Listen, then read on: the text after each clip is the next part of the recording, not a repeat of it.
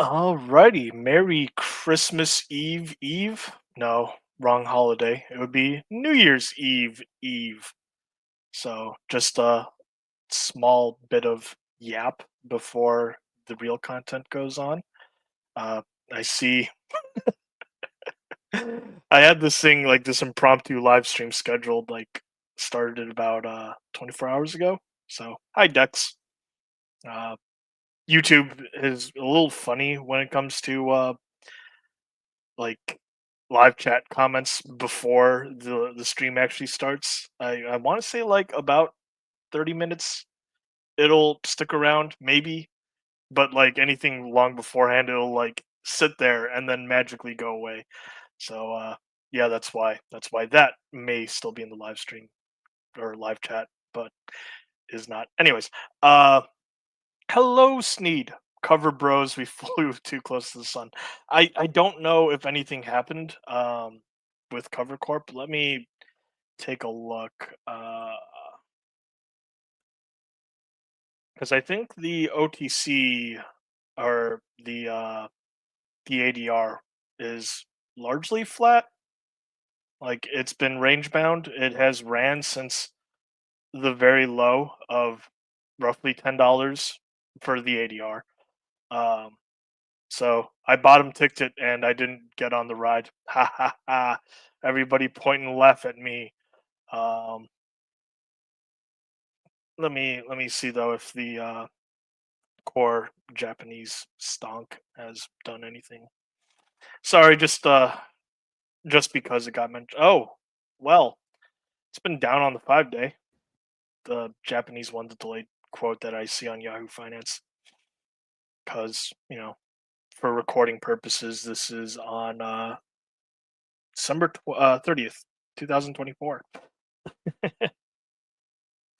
Oh well, yeah. I've been shot in the foot because Strongman Personal Finance is streaming right now. No. Okay. All right. Regardless of if anyone is here or not, even if you're watching on the recording, I am always thankful. What this live stream is not is it's not some sort of prelude to any sort of course. I don't want to do that. I'm not in the business of that. This is not also like some sort of hype package either. Nor is it going to be as extensive where I'm going to be like, let's talk about spreads, let's talk about iron condors, and and uh, let's see here, the other cool fancy stuff like like uh, I don't know, call put spreads and other stuff. Like I'm not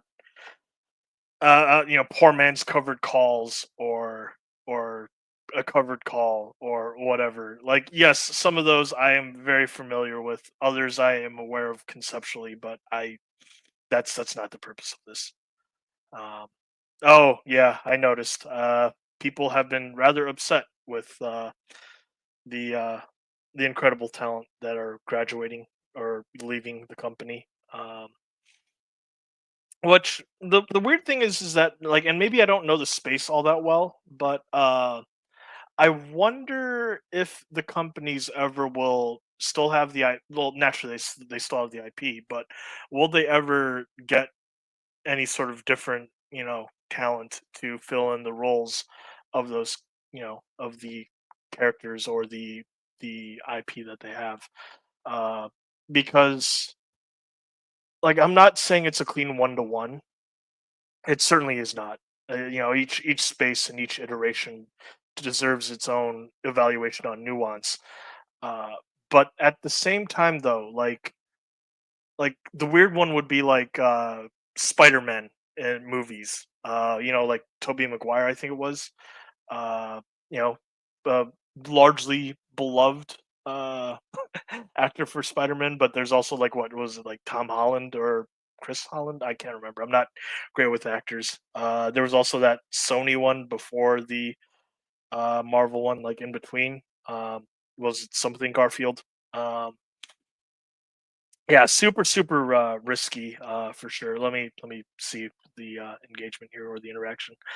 It makes sense. My pet theory is the ones who simply want to be streamers are leaving, although cover may be pushing them hard. I suspect it might be that because maybe the content creators know something more than we do, like the viewer. Because a lot of the pushback has been, "Oh, you're a publicly owned company. Your investors are demanding more and more profit." And for those of us that are more nuanced or more aware of the business world, like on either corporate side or otherwise, I don't think that's a fair criticism. Because in some cases, like private equity or investment firms or what have you, some of them will go and be activists with private companies. Like that is a real thing. So like I don't think it's necessarily that. There also may be a age and size component for companies.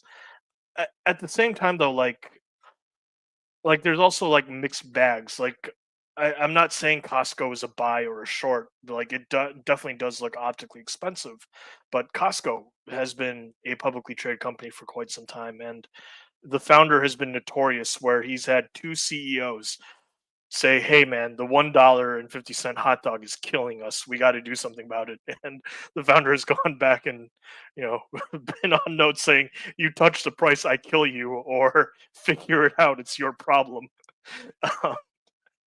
So like again, and I'm not a Costco guy, so I don't know if the quality of the hot dog has changed over time or if anything is really that noticeable or different. But yeah, it's an interesting space that I'm observing from a distance with a limit order that's still out there. We'll see if it hits or not. I can be patient. Oh, okay. I didn't realize that. You see, thank you, Sneed. I thankfully I admit my limitations, and yes, I agree. That is very risky because, like, if conventional media has had difficulties with like a new person playing the same role or same character or established thing, yeah, that definitely can be divisive amongst fans, and fans are what makes the money happen. Um, Hi, Dex. There's this new group that. Oh, okay. Well, yeah, maybe there's a saturation component. It's it's weird. Like new spaces, sure. Part of me wonders though, like with the new spaces coming in, but some of the older ones also like dying away. If if like as new of a space that is as it is, it's somewhat maturing already and stabilizing. I don't know. Um, Again, I don't know. We'll see. Um, Fun place to watch though. Jeez, eight in one gen? The heck? If they're a new group and they came out like that strong, that I don't know. Like you got to have some. Hopefully, you have some serious funding, so that way, like you have people to support everybody on the back end, and no one's like crazy overworked. Like it's the entertainment industry; everyone's overworked, anyways. But yeah, geez, good God, that's rough. But anyways, core content, options. Um, yeah. Not. I'm not gonna. I'm.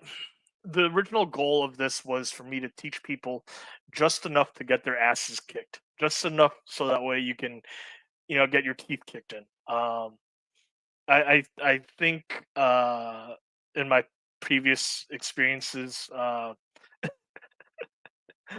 yeah, I've been trained a little bit with some hand to hand combative stuffs, uh, and like every single trainer was like, "Listen, you're not gonna be able to be an MMA pro unless you already like put in serious amounts of time, effort, and dedicated training for it. What we're gonna teach you is either just enough to get your ass kicked, or just enough so that way you delay getting your face utterly smashed in, so that way everybody else can help you out." So so yeah, like basically, if we take that spirit and apply it to the world of options, that would be this live stream, this New Year's Eve special, or the eve of New Year's Eve, I guess. Um, but yeah, let me just revisit some of the comments here. They run over each other all the time. That's rough. That's some ugly coordination. Then yeah, that's not good because you would like thoughtful people in the back end and up top to manage things. Beacon gonna be offensive. I wouldn't. Well, hopefully this stuff isn't that offensive. And why I am surprised. I'm surprised anyone showed up. Like there's a strongman live stream going on right now. Everybody could be watching that instead of me. But yeah. Anyways, in the spirit of getting our asses kicked, but still being trying to be informative, Investopedia, a handy dandy place for just enough information where hopefully it's okay enough. It's crammed in with ads. Uh, Hopefully you get good at pattern recognition if you're unfamiliar with concepts, and you'll be like, "Oh, this is useful information." And oh wait, no wait, there's an ad. Okay, that's the ad at the bottom of the thing. Um, yes, I saw that. I saw parts of that. I had a haircut not that long ago. So, anyways, Greeks, the options. So, two types of options are generally out there: a call option, put option. Hell does this mean? What the hell are options contracts? So, the textbook definition, the grown-up, conventional, traditional world of options is you have a transaction involving this contract. The buyer of a call option would mean that I buy and I hold the contract.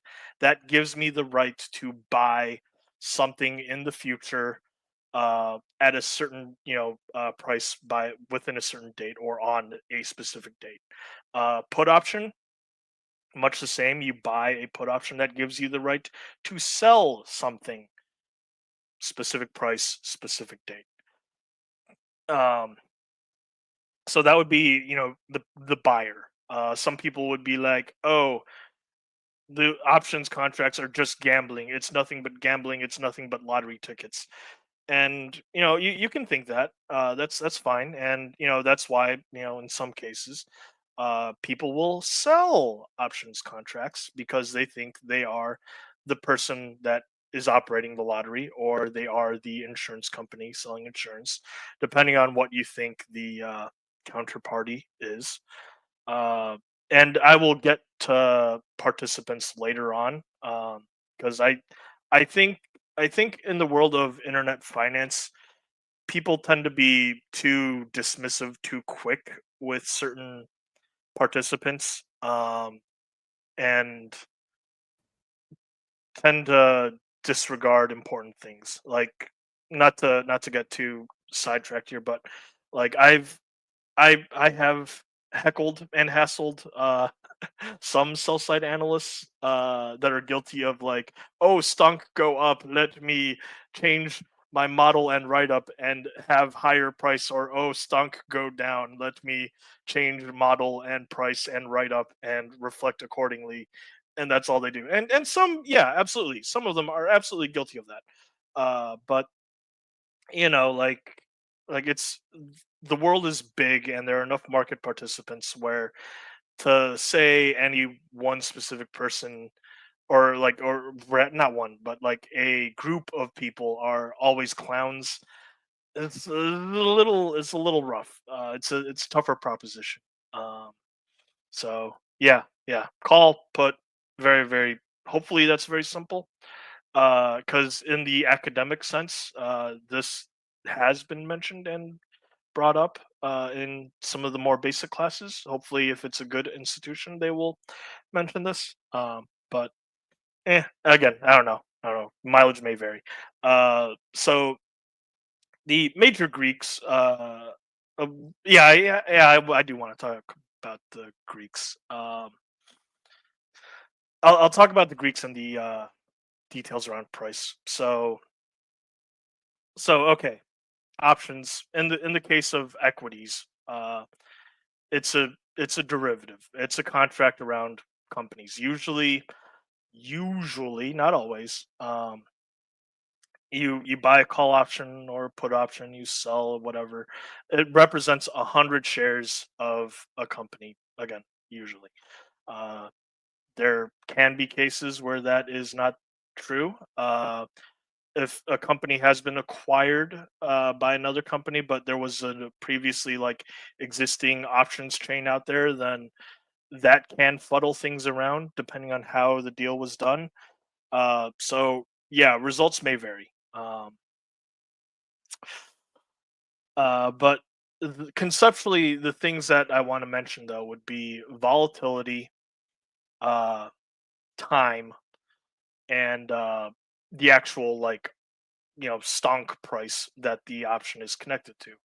Uh, or again, there are options on ETFs, so you could say ETF shares or what have you, or ownership units and some sort of fund. Um, so volatility, heck is that? If a stonk only goes up or down about like 2% here or there within set time frame, like that would be pretty boring. That's pretty relatively low volatility, relatively. Stonk goes up like 15 to 20% within like 5 days, and we call that like normal.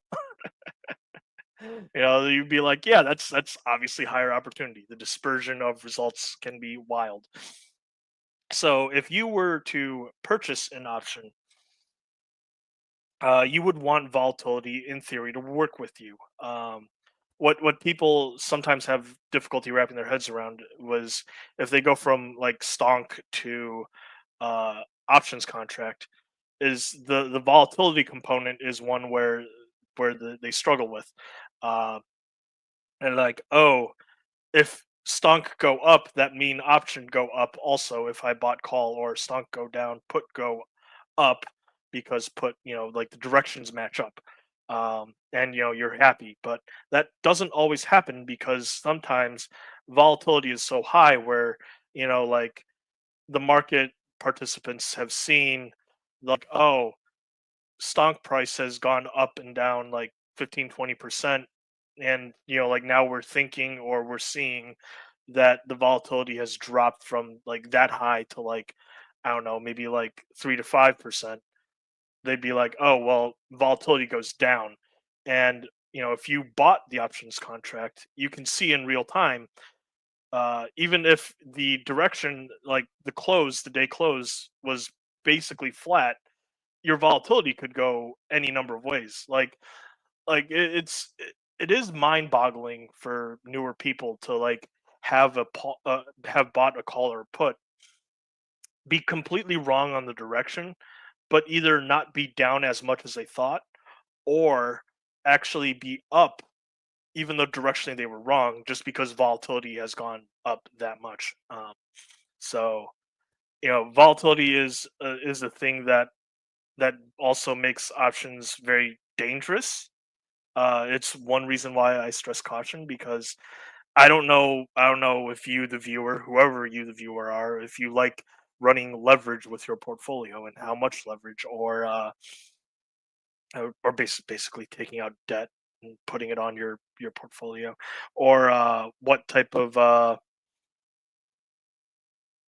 how you build your portfolio, or like what your tolerance for volatility is, and seeing a specific thing look ugly from a percentage base or perspective, um, or how concentrated you like to go. Like, you put a lot of money in an options play, and you see like just a normal day the share price is down like 3 or 5%, and your options are down like 15 to 25, or maybe even 50. Like, that's a lot to stomach. um so yeah, that's one thing conceptually that I wanted to wrap up on volatility.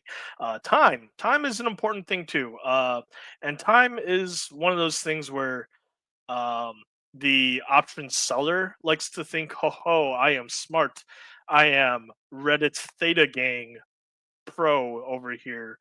um like, time is very, very important. Time will work against the option, whatever you bought, you need it. There is a time component. Like there is. Hopefully, you've identified a good catalyst, and that the implied vol hasn't screwed you over on, and that people haven't properly considered. Um, so again, time, big deal. Because it's always eroding. Now I have noticed that the erosion tends to creep up and ramp up, or start to really ramp up. But there's differing literature and information on it. I've seen some people say, oh, 30 days, oh, 32, oh, 40, 42, 45. It, I don't know.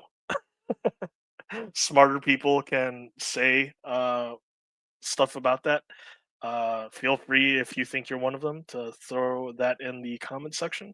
Uh, but whatever it is, yeah, theta definitely ramps up closer to expiration as it gets. Um, so yeah, like there is at least some merits to the whole I am the insurance salesperson or I am the lottery ticket salesperson in this scenario. That being said, though, like if you are selling the options contract, you are giving away control. Like if the event happens within a certain date or time, depending on the options contract, you are forced to do the thing. Maybe you don't want to do the thing. So be it buy or sell the shares at whatever price. Um, Last one is relatively straightforward on a decrease or increase on the underlying, um, which would be a nice segue to the Greeks. But before I do that segue, Dean came in, founder and owner of the segue. I'm going to take a look at the comments, make sure that I'm doing okay. I'm afraid to watch. Completely understandable. He is, at least last I saw, shirtless on the current or most very recent live stream. I don't think he's ruining though, for whatever that's worth. Meet Kevin makes sense.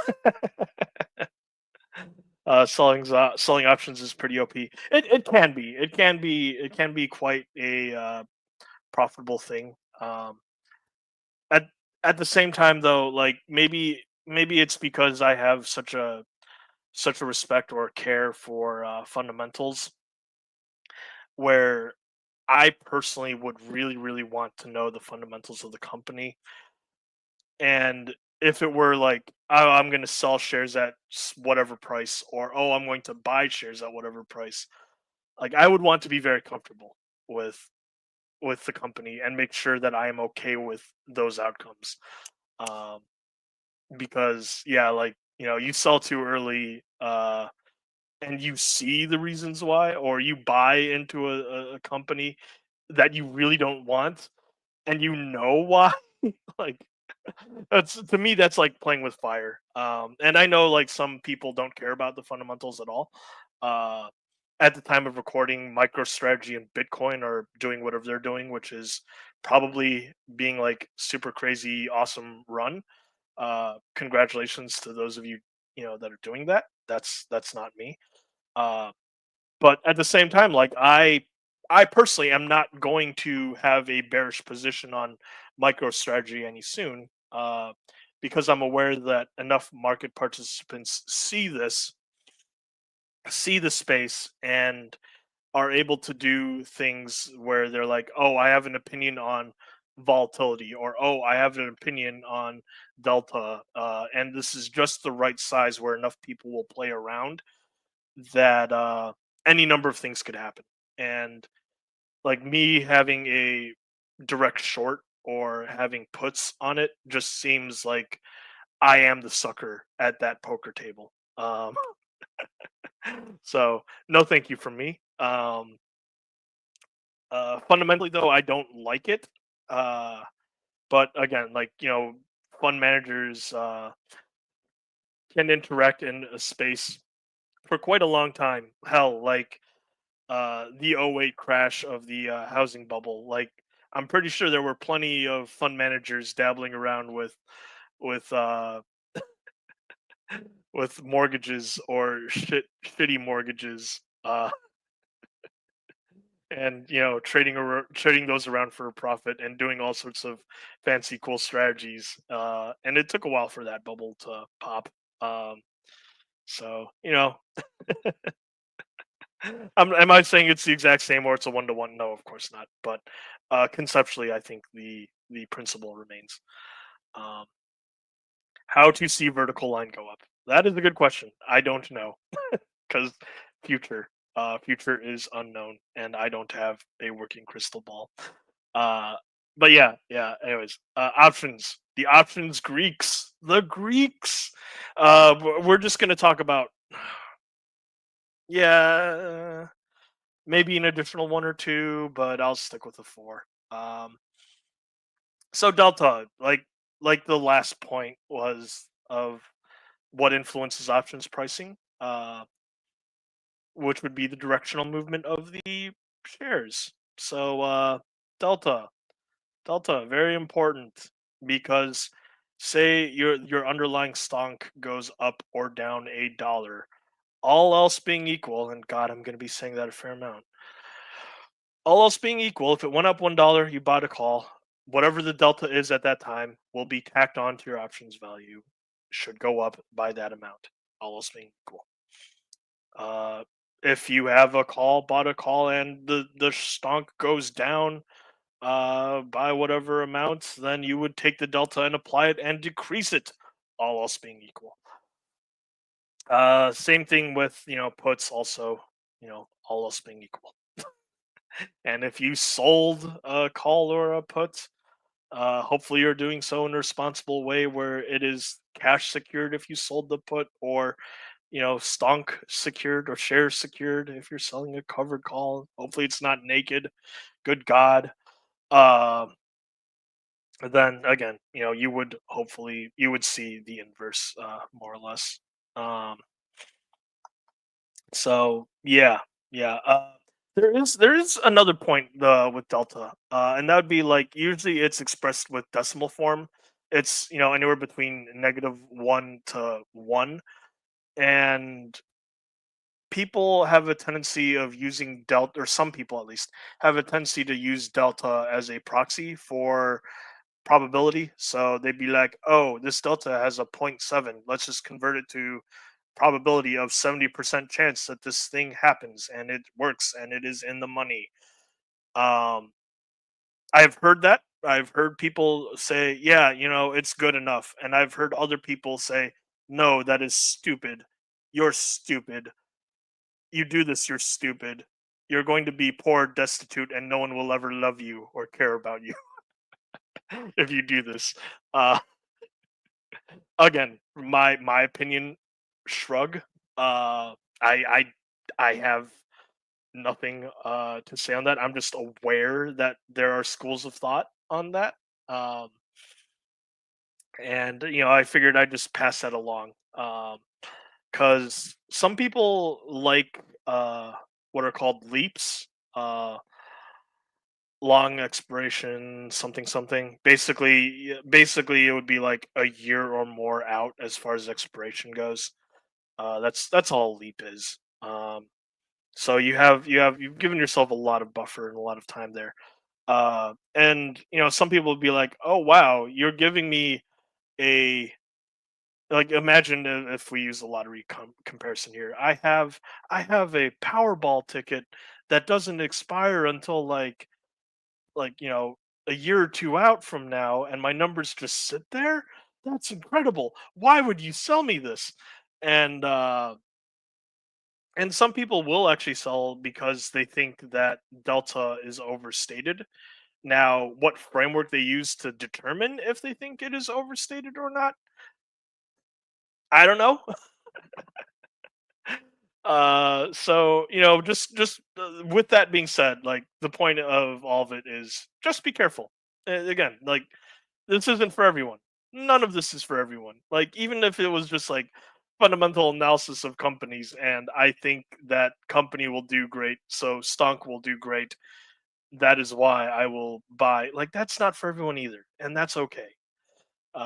So this is the whole purpose of this again is just like for whatever reason I've been asked this on multiple occasions over time, and no one has ever yelled at me because I've usually done this in a relatively a group setting of sorts. So yeah, that's whatever. Um, anyways, gamma's the one that I have struggles and difficulties with. Basically, it's the rate of change of delta. Uh, what tends to happen is with gamma and some of these options is the more in or out of the money, or the more extreme, like or close to the money, uh, that whatever the strike price is for the option. The Greeks can be really really weird in that some of them go really really high up. So the deeper or the more in the money an option is, the higher the delta usually. Um, Gamma is one of those where that one is kind of weird. I have seen moments where it's not always consistent, so eh. Uh, but basically, again, gamma very very connected with delta. Delta, by the way, some people would say it is the king of the Greeks. But at the same time, though, like having seen visually seen enough. Maybe it's sample size of one person, but the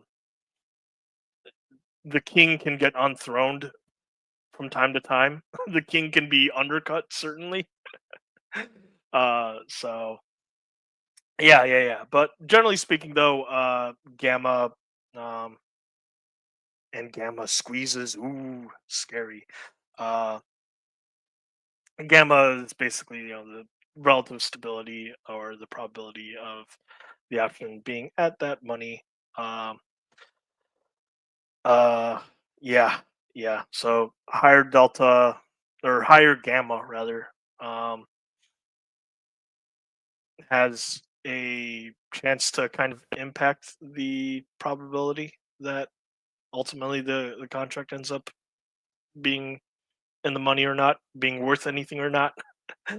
um, it's a tool, it's a way to look at things. Um, but yeah, again, it's probably my weakest one. But you know, theta time decay. So yeah, theta measures the actual concept of time decay, and it will erode the option. So if you bought the option, theta is always working against you. It's always undercutting. All else being equal, if delta and all the other Greeks did not change, theta would always decay. If you sold the option, time is on your side. But yeah, yeah, it's there. It's important. Time, respect it, fear it, dread it, comes all the same. And Vega, the one that measures and interacts with, or not measures, but it measures, and there's a forward-looking component to it of implied volatility. And implied volatility, like I said, that earlier concept of stunk that you know varies 2 to 3% or 15 to 20. You can see bigger percentage, higher dispersion of results, more volatility. Vega and implied volatility are one of those things. And there are some people that have like hard universal rules where they'll be like, ew, the implied volatility is like 35%. That is way too high. I am not buying an option. No, go away. Uh, and there have been cases where, well, one case where I saw other people's investment theses, saw an opportunity, and the implied volatility was 100, 110 ish percent as far as IV goes. That's pretty high. The volatility was high, and I saw, I took, and it worked. I was fortunate, but like having evaluated things, like it can work, but at the same time, like, you buy something that's very high, you hopefully have and can see good reasons as to why it would go higher, and you would make sure it's very clear, like, you get the hell out, uh, or you know, you don't, and you don't avoid, you just avoid the whole entire thing. Um, which, plenty respectable. Vega, yeah. Um, so you again, I'm not going to insult you, the reader. You can read. Uh, there are also some other fun minor Greeks, second order effect Greeks, such as like a lambda or a voma. The the other one though that I think is funny because like I am aware like TD Ameritrade when they had their broker job or choice or Charles Schwab, they've also like had their own presentations and they're like the main Greeks are delta, gamma, theta, vega, and rho. And rho is one of those that's always funny because rho has a connection to interest rates. So all else being equal, if interest rates go up by 1% or go down 1%, rho will impact your option one way or the other. Uh, which, for context, when inflation was top of everybody's mind in recently, somewhat recently, um, and the U.S. Federal Reserve, elevated or increased interest rates at that time. Some people were thinking, "Oh, does row matter? Does row matter?" And the professional spaces, nah, it really doesn't matter.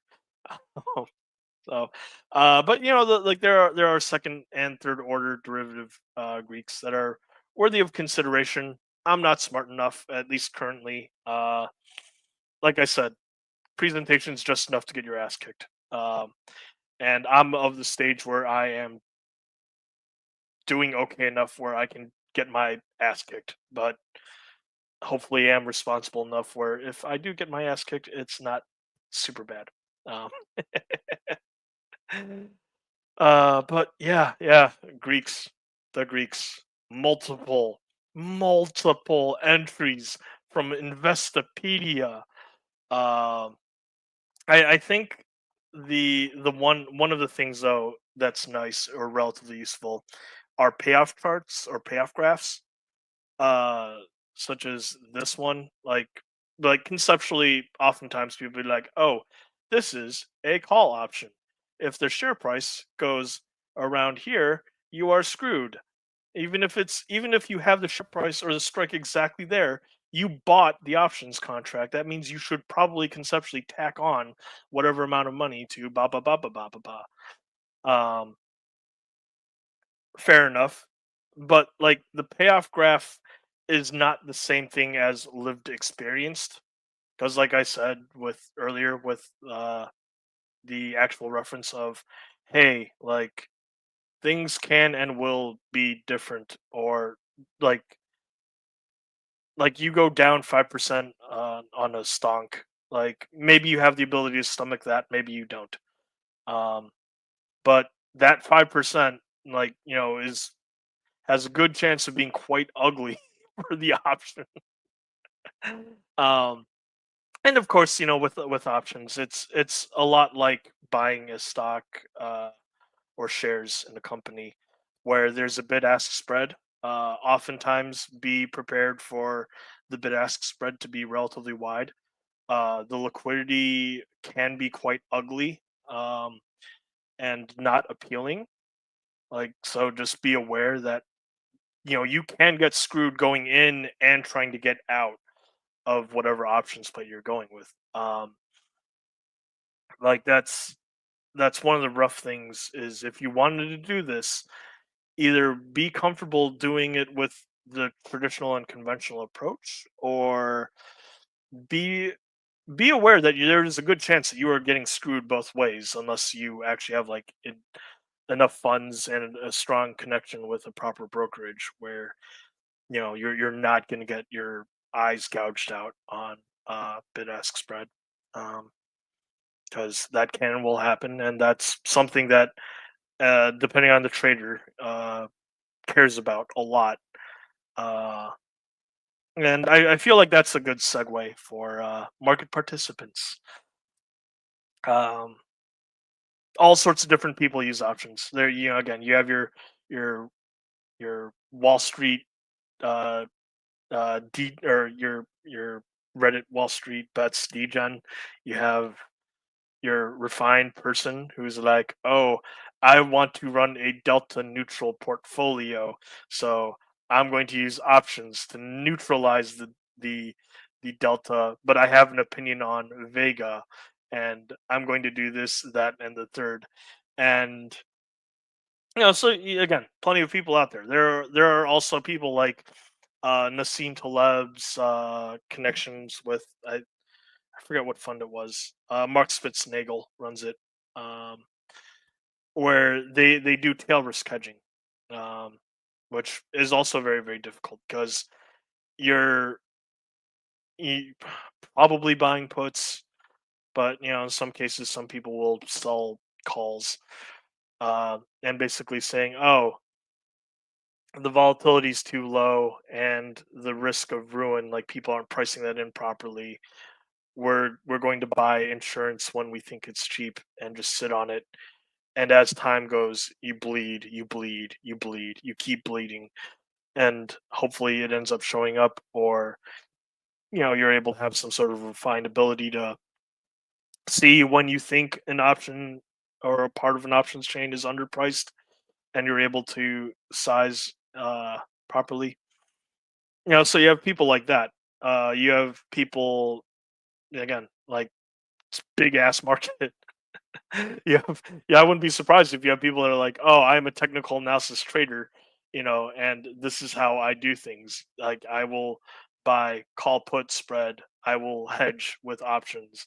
Like, so what what I will get at though is for sure is when a strategy like a tail risk works, don't necessarily believe into the media headline of, "Oh, these people made X amount of millions of dollars," uh, because like getting the data to know when and how they sold is really really difficult, and executing and getting out, like I said, it's important to realize how difficult or what type of prices you may have to stomach getting in and getting out.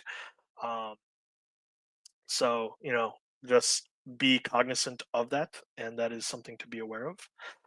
Let me take a relatively brief pause and take a look here. Palantir is I mean, okay, at time of recording right now, it seems like mortgage-backed securities are, in general, a higher quality asset worthy of being put as a asset on some balance sheets. Um, yeah, just because like at the time though, like the whole no ninja loans, no income, no job verification type stuff, like that definitely was one of the early steps to like just setting off this cascade. Um, Rip TDA. Yeah, I miss TDA. It's fine though. Paul is the opposite. I did want you did want to try to write covered calls on Coke, but you're just stuck with the bond now. Um, yeah, I hopefully things work out for everybody. Again, I'm no expert here. Taylor's Kedjor.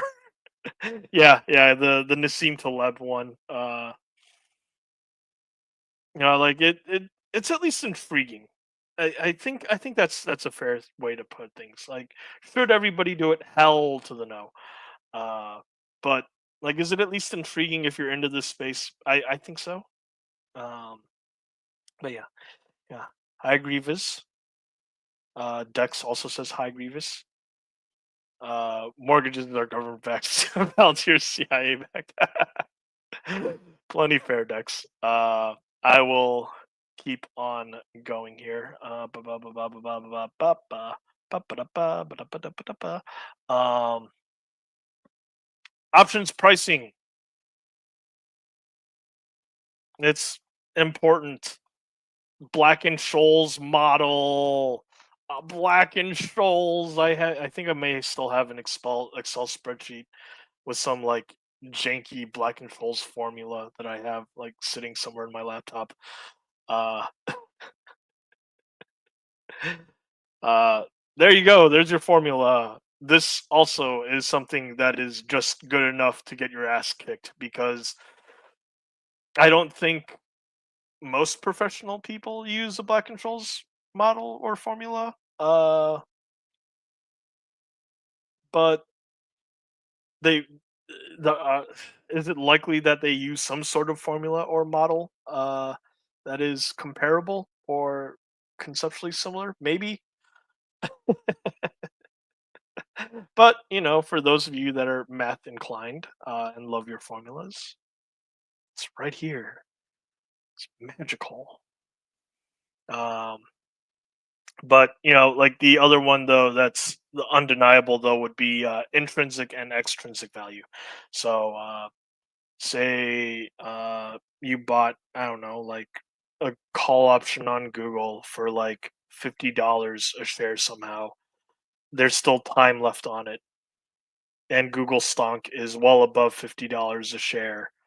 Uh, it has intrinsic value. Your call option, hopefully. You buy put option that is higher than Google's current share price. It has an intrinsic value, and people will informally call things moneyness. So if it's right at the strike, hopefully depending on which way, it's you're in the money. If you bought a call option. Dude, how old is that song? We're in the money. We're in the money. With grainy footage and bad audio. Hey. Uh but yeah, yeah, yeah. So like the more right or the deeper in the money a option is, the more moneyness is there is. And yeah, yeah. Um I will say though, like from a position of like portfolio management or like because I do try to have things be relatively accessible to people. In some cases, you're just too poor for options, and that's okay. Like you're too broke. That's fine. Like there are some options chains where I am too broke. I could not decide to commit enough money and get a loan for an options play on something, and that's fine. Uh, conventional buying of shares perfectly responsible, and as long as you're responsible and have the right screws loose, the right wires crossed, and are willing to be responsible about it. Maybe shorting in some cases with proper portfolio management uh, and risk tolerance. It can be okay. You don't necessarily need to do any of this. You don't necessarily need insurance because what can you do? You can adjust your size of the thing that you hold, or you can get out completely if you're really that scared of the risk. Um, we're talking ownership in companies. We're not talking about your spouse, significant other, loved one, child, or like your next door neighbor. We're not talking about hell. We're not even talking about a pet with like a beating heart. Like we're talking about what money and equities and derivatives and contracts. Like so, like yeah, of course, money, is should be taken seriously and respected. Uh, but proper scale, proper responsibility. Because you don't want to wreck yourself. Obviously, that'd really suck. Uh, but yeah, yeah. IV they have Investopedia has an article on implied volatility, and they have one on charm, on delta decay, a second order Greek. It's incredible. This is amazing. Um, yeah, yeah. So that's the incredible dabblings of Investopedia to help support my ramblings. Trust me. Like the whole, like, say for example, the whole theta ramp up, or like I know Investopedia has the whole you can use delta as a proxy for probability. Uh, like those things I've heard independently of Investopedia. I didn't necessarily just like go to Investopedia only to, to get all of this.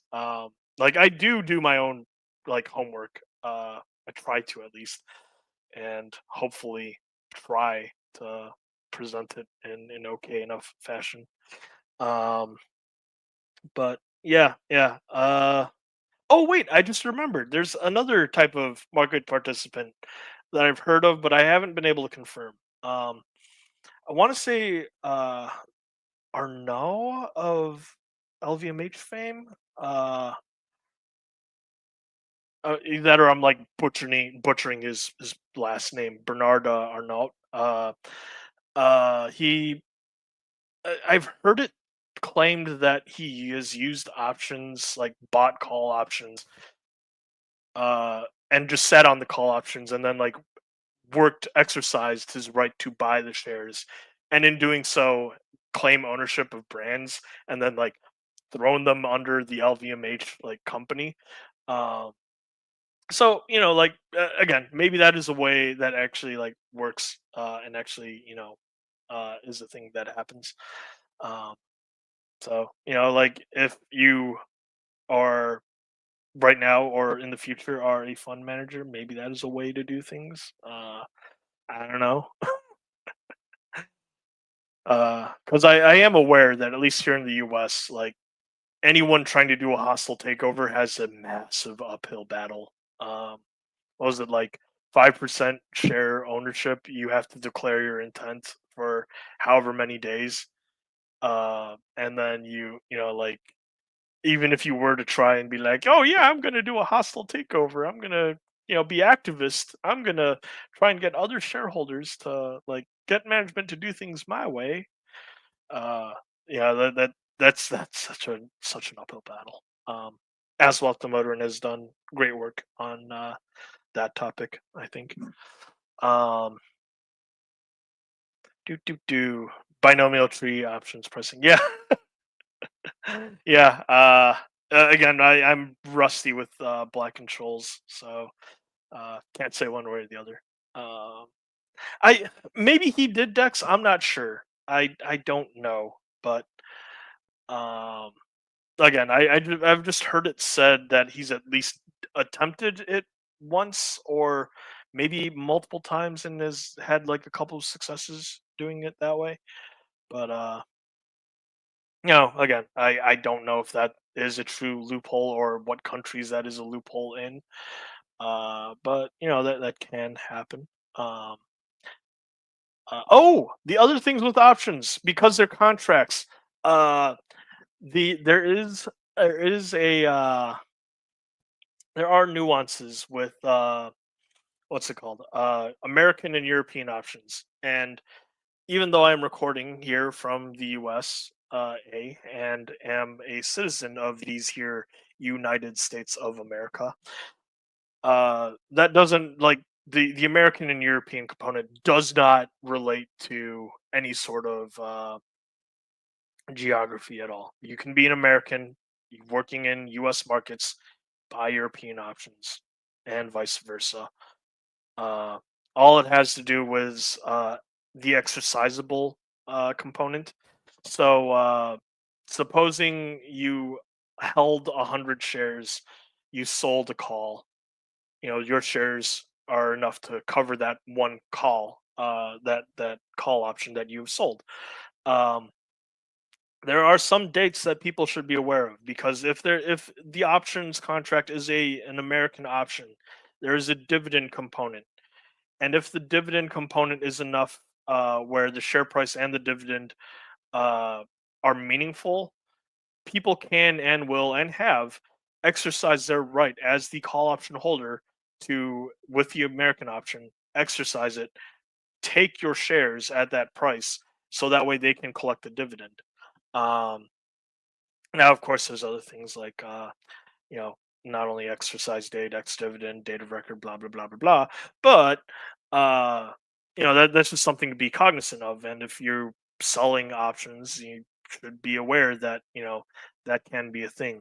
Another thing is the academic research around something like a box spread is pretty robust. I can't remember what fund he's with, but I do know that his name is Wes Gray, WES. Uh, and he basically has a box ETF where they just do box spreads.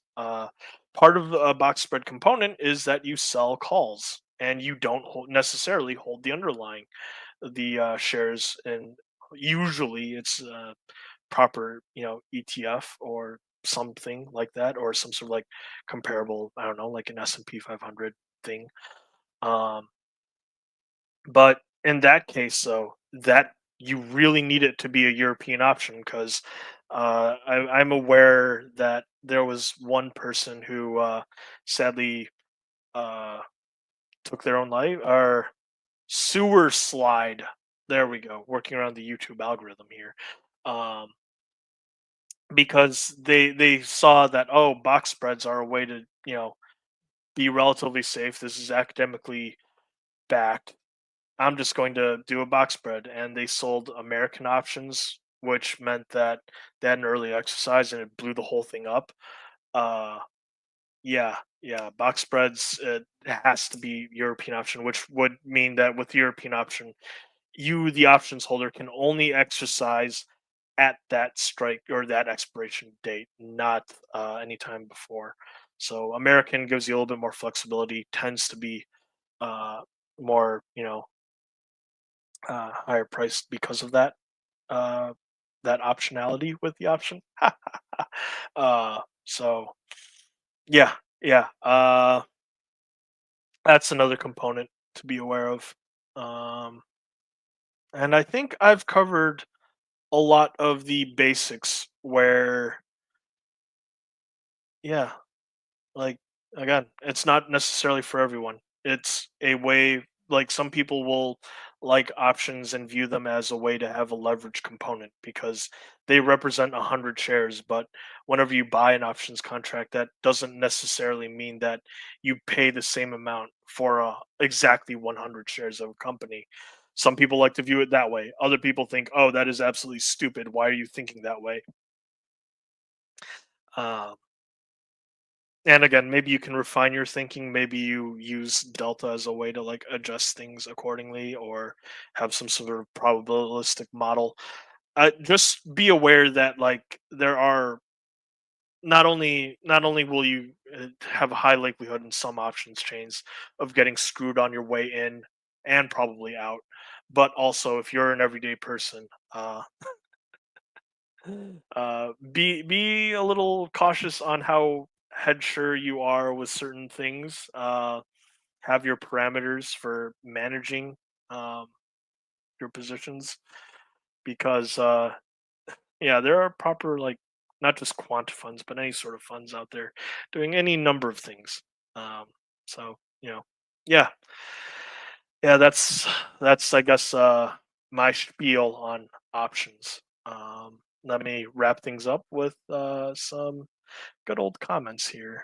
Uh, the well, the under if the options contract is on companies and their respective shares, then yes, you could do PE ratio. But the options contract in and of itself, because like I'm aware that there's also futures contracts. I'm aware that, like, I want to say that there are also options contracts with like crypto and stuff like that, and the PE of a crypto, the price to earnings ratio, like that doesn't exist in crypto, I don't think. Um, so I mean, maybe there's maybe it does. I don't know the space enough. Black and Scholes work great for long term capital. Beacon, hi Dan, hi Dan. Surprisingly, they did not use Black and Scholes. Oh, they didn't. Mostly bond arbs. Uh, yeah, yeah. Like, again, it's a big space. It's a big market out there. Like, being aware of who does what is difficult. Like a single one person, everyday person, like just like myself as a crude example. I don't know everything about about everything. So yeah, that's why I always caution, like, just be careful. And I like I said, I've had options plays work in my favor. I've had options plays blow up in my face.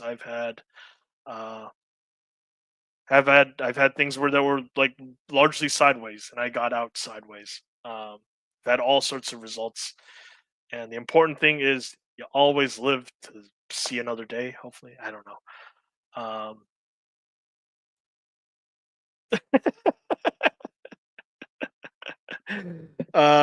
Yeah. With that said, thank you all very much for tuning in. I appreciate it, and I appreciate you all. Um, I wish that like there'd be a way for me to do this side project a little bit more seriously or more frequently rather, especially with Andrew. But again, like family obligations, Andrew definitely has his, and we'll see. Like I have some ideas of my own. um like it would be really cool to get Jesse on, I think, because when it comes to the option space, I think he may be possibly a little underappreciated in that regard. Uh, I really do like Jesse's content, or moments where he's talked about what he'd like with his own portfolio management, and trying to manage a glide path to retirement or during retirement. I think that's worth checking out. Um, would love to get that on this channel. And also, he has his own valuation model or tool.